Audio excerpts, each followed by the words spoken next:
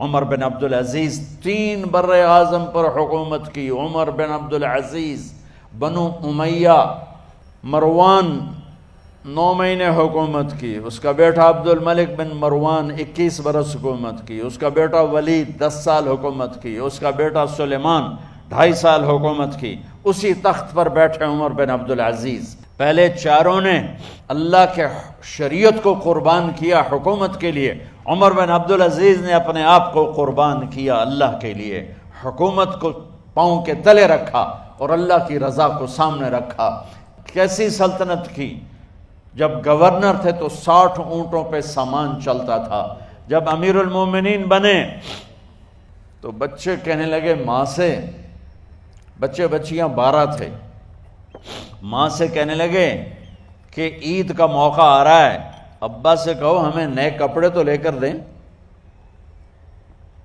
ان کی ماں کا نام ہے فاطمہ، بچوں کی ماں کا نام فاطمہ بنت عبد الملک.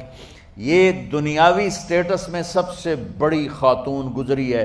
آج تک اس کے لیول کی کوئی عورت نہیں آئی. دادا بادشاہ، باپ بادشاہ، 4 بھائی بادشاہ، 6 خامن بادشاہ، 7 نسبتوں سے یہ عورت شہزادی رہی ہے. حضرت عمر گھر آئے، بیگم نے کہا بچے کپڑے مانگ رہے ہیں. حضرت عمر کہنے لگے میرے پاس تو پیسے نہیں ہیں، تنخواہ میں تو مشکل سے روٹی پوری ہوتی ہے، کہاں سے لے کر دوں؟ تو تھوڑی دیر خاموش رہیں. بیگم پھر کہنے لگی آپ ایسا کریں، اگلے مہینے کی سیلری ایڈوانس لے لیں، اس سے میں کپڑے لے لیتی ہوں اور روٹی کا خرچہ میں مزدوری کر کے، گھر بیٹھے مزدوری کر کے چلا لوں گی، آپ 1 مہینے کی تنخواہ ایڈوانس لے لیں. حضرت عمر بن عبدالعزیز واحد خلیفہ ہیں جن کے دور میں 3 بر اعظم میں زکوٰۃ لینے والا باقی نہیں بچا تھا. یہاں لاہور بھی ان کی حکومت کے نیچے تھا، جنوبی اسپین فرانس ان کی حکومت کے نیچے تھا، کاشغر تک ان کی حکومت کے نیچے تھا، استنبول کے دروازوں تک ان کی حکومت تھی. 3 بر اعظم میں ایک آدمی زکوٰۃ لینے والا نہ بچا. اور اپنا حال یہ ہے کہ بیگم سے کہہ رہے ہیں پیسے کوئی نہیں، کپڑے کہاں سے لے کر دوں؟ اور بیگم طریقہ بتا رہی ہے کہ آپ اگلے مہینے کی تنخواہ ایڈوانس لے لیں، اس سے میں کپڑے لے لوں گی اور چولہے کا خرچہ، روٹی کا خرچہ میں گھر بیٹھ کے مزدوری کر کے کما لوں گی. تو حضرت عمر کہنے لگے ہاں یہ ٹھیک ہے. باہر آئے وزیر خزانہ مزاحم، انہیں بلایا کہ بھائی ہمیں اگلے مہینے کی تنخواہ ایڈوانس چاہیے. یہ تنخواہ والے لوگ بیٹھے ہوئے ہیں، تنخواہیں لیتے ہیں. اس نے کاغذ قلم آگے رکھ دیا، کہا حضرت یہاں لکھ کے دے دیں آپ 1 مہینہ زندہ رہیں گے میں تنخواہ دے دیتا ہوں. اب مجھے لکھ کے دے دیں آپ 1 ماہ زندہ رہیں گے میں آپ کو تنخواہ دے دیتا ہوں. چپ کر کے اٹھے، ایک لفظ نہیں بولے، گھر گئے. حضرت اپنی بیگم فاطمہ سے کہا بیگم بچوں سے کہہ دو کہ باپ کے پاس کپڑے لے کر دینے کی سکت نہیں ہے. اور خزانے ایسے بھرے پڑے تھے کہ زکوٰۃ لینے والا کوئی نہیں تھا. عید کی نماز ہوئی، نماز کے بعد جب ساری فیملی ملنے آئی اور بچے بھی ملنے آئے تو ان کو دیکھ کر ان کی آنکھوں میں آنسو آ گئے. کہنے لگے بچوں آج تمہیں دکھ تو ہوگا اپنے باپ پر کہ ایک جوڑا کپڑا بھی لے کر نہ دیا عید کا. تو ان کے ایک بیٹے نے کہا ابا جان آج ہم بڑے خوش ہیں، ہمارا سر اونچا ہے کہ ہمارے باپ نے مسلمانوں کے مال پہ ڈاکہ نہیں ڈالا، ہمیں قربانی کا بکرا بنایا لیکن مسلمانوں کے مال میں خیانت نہیں کی. یہ ان کا طرز حکومت تھا، اس طرح انہوں نے حکومت کی. گھر میں تشریف لائے تو بیٹیوں سے بات کی تو انہوں نے منہ پہ ایسے دوپٹہ رکھا ہوا، منہ پہ دوپٹہ رکھ کے بات کریں. تو فرمانے لگے کپڑا تو ہٹاؤ، دوپٹہ کیوں رکھا ہوا ہے؟ تو گھر کی خادمہ زور زور سے رونے لگی، کہنے لگی امیر المومنین آج آپ کی بیٹیوں نے کچا پیاز توڑ کے روٹی کھائی ہے تو وہ اس کی بو ہے منہ میں، آپ کو بو سے نفرت ہے اس لیے منہ پہ کپڑا رکھ لیا ہے. تو حضرت عمر اتنا روئے کہ ان کی داڑھی تر ہو گئی. کہنے لگے آخر میں جب تھوڑا آسرے میں آئے کہا میری بیٹیوں تمہارا باپ تمہیں بڑے اچھے کھانے کھلا سکتا ہے لیکن میں جہنم کو برداشت نہیں کر سکتا، میں جہنم کی آگ برداشت نہیں کر سکتا. اب مرنے کا وقت آ گیا. جب وہ گورنر تھے تو 60 اونٹوں پہ ان کا سامان چلتا تھا، اور جب وہ امیر المومنین بنے تو عیادت کے لیے لوگ آ رہے تھے، تو صالح عیادت کے لیے آئے، فاطمہ کے بھائی، کپڑے دیکھے امیر المومنین کے، تو بہن کو ایک طرف کر کے فرمایا، بڑے نیک سرداروں میں سے تھے یہ مسلمہ بن عبد الملک، کہنے لگے امیر المومنین کے کپڑے تبدیل کروا دو، لوگ پوچھنے آ رہے ہیں تو میلے کپڑے اچھا نہیں لگتا، کہا جی بھائی کرواتی ہوں۔ اگلے دن جب وہ حال پوچھنے آئے تو پھر وہی کپڑے تھے، تو انہوں نے ان کو الگ جا کر کہا، بہن میں نے تمہیں کہا تھا کپڑے بدلوا دیتی، کیوں نہیں بدلوائے؟ تو وہ رونے لگیں،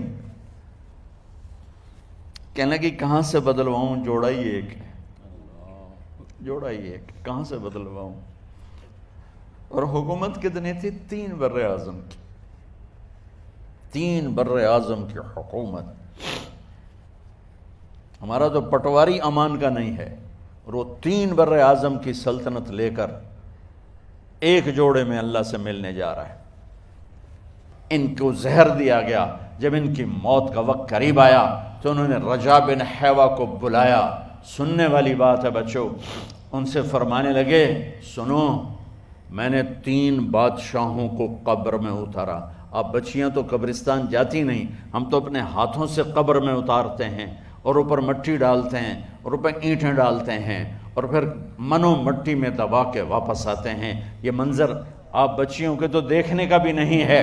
وہ کہنے لگے میں نے 3 بادشاہوں کو مٹی میں ڈالا، لیکن ان کے کفن کی گرہ کو جب کھول کے دیکھا تو ان کے چہرے قبلے سے ہٹ چکے تھے، اور رنگ ان کے کالے پڑ چکے تھے۔ ولید بن عبد الملک، سلیمان بن عبد الملک، عبد الملک بن مروان، عبد الملک باپ، ولید بیٹا، سلیمان بیٹا، یہ تینوں کا ان کے چہرے کالے ہو گئے تھے، اور ان کا قبلے سے منہ پھر گیا تھا۔ اب میں مرنے لگا ہوں، مجھے پہلے ضرور چیک کرنا کہ میرا اللہ میرے ساتھ کیا کرتا ہے۔ پہلے تینوں کی ظلم کی حکومت تھی، ان کے چہرے قبلے سے کیوں ہٹ گئے؟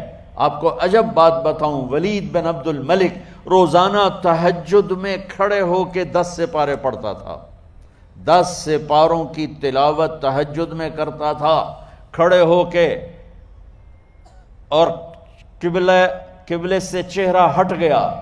سلیمان بن عبد الملک تہجد گزار، چہرہ قبلے سے ہٹ گیا، ظلم کیا، ظلم کیا، ظلم کیا، خون کو پانی بنا دیا، حکومت پر شریعت کو قربان کیا، رشتے ناتوں کو قربان کیا۔ اللہ نے قبلے سے چہرے، نمازیں منہ پہ مار دی، روزے منہ پہ مار دیے، حج زکاتیں منہ پہ مار دی، تہجد ان کے منہ پہ مار دی، اور ان کے چہروں کو قبلے سے ہٹا دیا اور رنگ کالے کر دیے۔ عمر بن عبدالعزیز نے اسی سلطنت کو عدل سے بھر دیا، اسی سلطنت کو عدل سے بھر دیا۔ جب ان کا انتقال ہوا،